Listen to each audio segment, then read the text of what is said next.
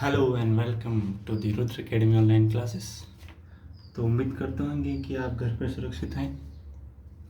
तो आज की अपनी जो कहानी रहेगी वो कहानी रहेगी पदार्थ विज्ञान के चैप्टर नंबर 1 पर। तो सबको वैसे ही पता है कि आपके जो सिलेबस रहेगा वो रहेगा NCERT। पहले चलता था आपने RBSC का, लेकिन अब आपका जो सिलेबस है वो किस बेस पर आ गया, NCERT। इन क्लास में आपने NCERT ही पढ़ा है, लेकिन सही मायने में अगर डिटेल में पढ़ना चाहें तो डिटेल के अंदर RBSC बढ़िया चीज़ है, लेकिन अपन आपको जो पढ़ाएंगे वो दोनों का कंबाइन ही पढ़ाएंगे। चलते हैं, आपका जो पहला चैप्टर है अध्याय नंबर 1, वो है आपका विद्युत आवेश तथा विद्युत क्षेत्र। विद्युत आवेश तथा विद्युत क्षेत्र। अब विद्युत क्षेत्र क्या है, विद्युत आवेश का इनकी बात करेंगे अपन अलग अलग, लेकिन सबसे पहले चलते हैं अपन विद्युत आवेश के अंदर। अब कभी कभार अपन बचपन के अंदर अपन एक गेम खेला था, उस गेम को वापस रियलाइज़ करते हैं कि अपन क्या करते थे कि एक प्लास्टिक का कंगा लेते थे और उसको अपने सूखे बालों पर रगड़कर जो कागज़ के टुकड़े हैं उसके ऊपर ले जाते थे। ये करा होगा आपने, देखते थे कि वो जो कागज़ के टुकड़े हैं वो चिपक जाते थे। तो ऐसा होता क्यों था? ऐसा आवेशन के कारण होता था कि जैसे ही उस कंघे का संपर्क हमारे बालों पर आया तो कंघे पर कुछ आवेश आ गया। उस आवेश के कारण उसने क्या करा, उन कागज़ों के टुकड़े को अपनी ओर आकर्षित करा। अब अपने अपन टॉपिक पर आते हैं कि विद्युत आवेश है क्या। अब विद्युत आवेश की ऐसी तो कोई परिभाषा है नहीं जिसे मैं आपको बता दूं, लेकिन हाँ अपन बना सकते हैं कि विद्युत आवेश एक ऐसी क्वांटिटी है या एक ऐसी चीज़ है जो क्या करती है, जब ये स्थिर अवस्था में हो। कौन सी अवस्था में? स्थिर अवस्था, मतलब एक जगह पड़ी हुई है। तो जब ये एक जगह पड़ी हुई होती है तब ये क्या क्रिएट करती है? क्रिएट करती है आपका विद्युत क्षेत्र। इंग्लिश में कहें तो अपना इलेक्ट्रिकल फील्ड। साथ ही साथ अगर ये विद्युत आवेश गतिशील अवस्था में, गतिशील अवस्था के अंदर मतलब कि आपका जो तार है उसके अंदर भी आवेशों का प्रवाह होता है। तो तार के अंदर एक पर्टिकुलर टाइम पीरियड पर, जब आप टाइम को क्या मान सकते हैं, 0, तब आपका क्या क्रिएट होता है? विद्युत क्षेत्र। लेकिन जब चार्ज लगातार चलता है, मतलब किस अवस्था में होता है? गतिशील अवस्था में। गतिशील अवस्था में तभी क्या क्रिएट करता है? आपका चुंबकीय क्षेत्र। तो विद्युत आवेश एक ऐसी क्वांटिटी है जो क्या करती है, स्थिर अवस्था में तो क्रिएट करती है आपका विद्युत क्षेत्र, और जैसे ये गतिशील अवस्था में आती है तो गतिशील अवस्था में क्या क्रिएट करती है? आपका चुंबकीय क्षेत्र। अब बात करते हैं इनके प्रकार की, कि आवेश के प्रकार होते कितने हैं? प्रकार, तो आवेश के प्रकार होते हैं 2। सबसे पहला आपका होता है धनात्मक, पॉजिटिव, और दूसरा आता है आपका ऋणात्मक, नेगेटिव। अब कैसे मालूम चला कि पॉजिटिव है नेगेटिव है, तो इसकी भी एक कहानी समझेंगे। तो कहानी स्टार्ट करने के अपने कहानी के अंदर यह है कि एक वैज्ञानिक हुआ करते थे, फ्रैंकलिन साहब। कौन सा? फ्रैंकलिन। यही जन्मदाता है आपके विद्युत आवेश, मात्रक के कितने प्रकार होते हैं, ये सब चीज़ें इनके ही आधार पर चलती है। इन्होंने क्या करा, 2 छड़ें ली, 2 छड़ें। वो छड़ें कौन कौन सी थी? सबसे पहले थी आपकी कांच की ही 2 छड़, और 2 छड़ें ली आपके एबोनाइट की। 2 छड़ तो ली इन्होंने कांच की और 2 छड़ ली आपकी एबोनाइट की। पकड़ के लाए एक बिल्ली को पकड़ के लाए, या बिल्ली की खाल लिया, कुछ भी, इनका भेद यही जाने क्या लिया है, बिल्ली की खाल। दूसरा लिया ये रेशम का कपड़ा। क्या लिया ये? रेशम का कपड़ा।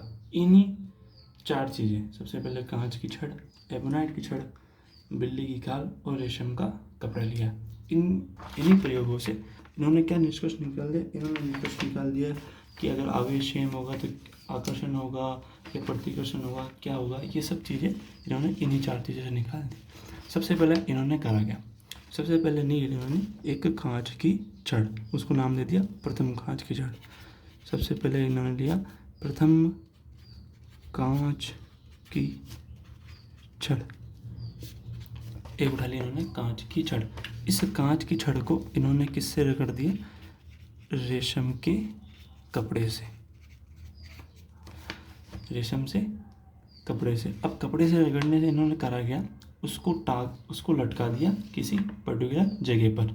ठीक है, मान लीजिए कि ये कांच की छड़ थी, इसको मैंने बिल्ली की खाल से रगड़ा और बांध के लटका दिया कहीं पर। ठीक है, अब क्या करा?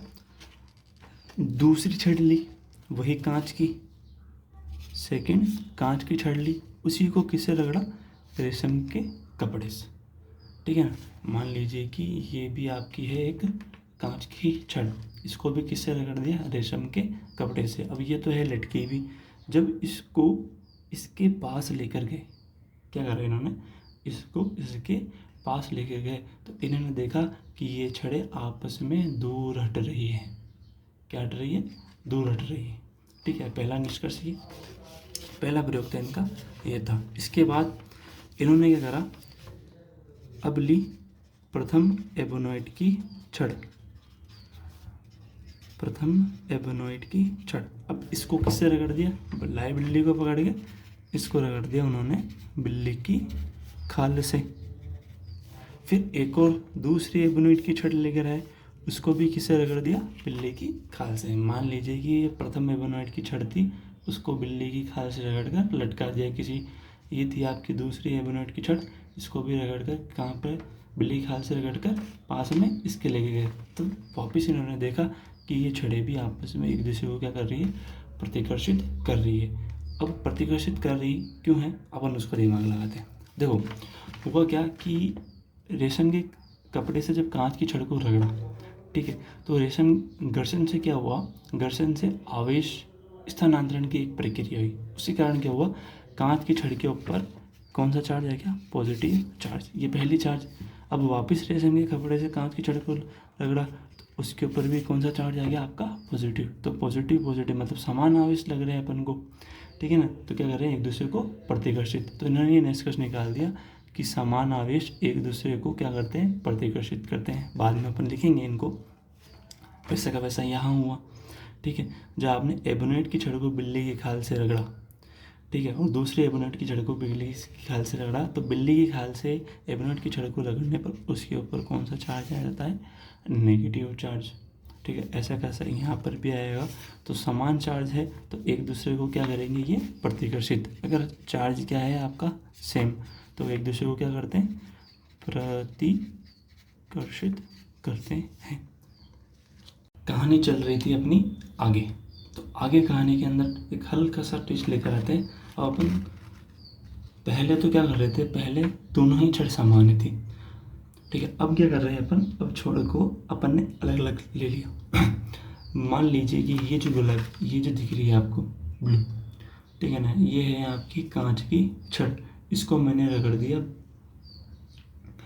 इसको मैंने रगड़ दिया आपके रेशम के कपड़े से। ये कांच की छड़ है, इसको किससे रगड़ दिया मैंने? रेशम के कपड़े से। दूसरी छड़ लेकर आया मैं,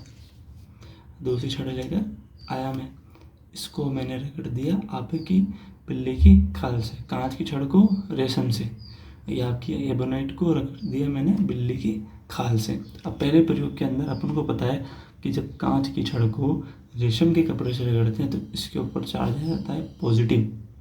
ठीक है, जब एबोनाइट की छड़ को बिल्ली की खाल से रगड़ते हैं तभी इसके ऊपर चार्ज आ जाता है नेगेटिव। अब जब इन दोनों को मैं पास में लेकर आया तो पास में लेकर आने पर ये क्या करने लगी? एक दूसरे को अपनी ओर आकर्षित करने लगेगी। तब बेंजामिन फ्रैंकलिन ने निष्कर्ष निकाला कि जब आवेश क्या होते हैं? विपरीत प्रकृति के, कौन सी प्रकृति के, विपरीत प्रकृति के, तब वो एक दूसरे को क्या करते हैं, आकर्षित करते हैं। और जब आवेश समान प्रकृति के होते हैं तो वो एक दूसरे को क्या करते हैं, प्रतिकर्षित करते हैं।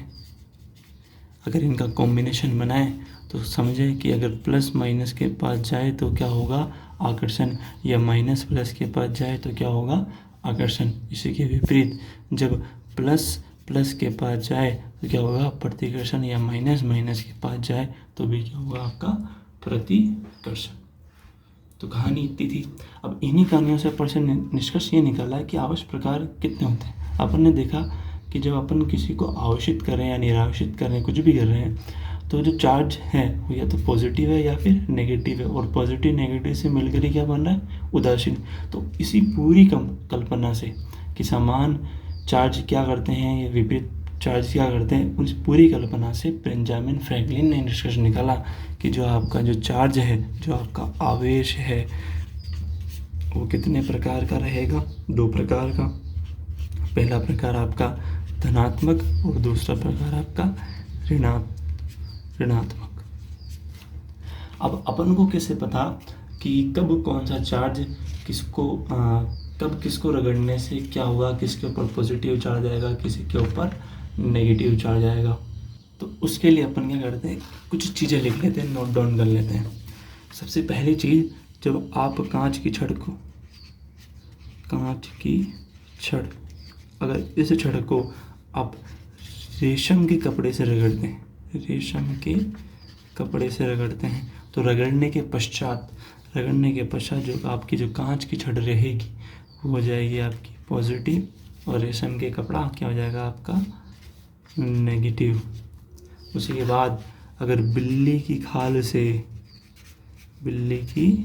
खाल से आप क्या रगड़ रहे हैं, बिल्ली की खाल से आप रगड़ रहे हैं आपकी प्लास्टिक की या फिर एबोनॉइड की छड़, किसकी छड़, या तो प्लास्टिक है या फिर एबोनॉइड की छड़, तब जो बिल्ली की खाल है उसके ऊपर चार्ज आ जाता है पॉजिटिव, और जबकि प्लास्टिक और एबोनॉइड की छाल पर क्या जाता है आपका नेगेटिव।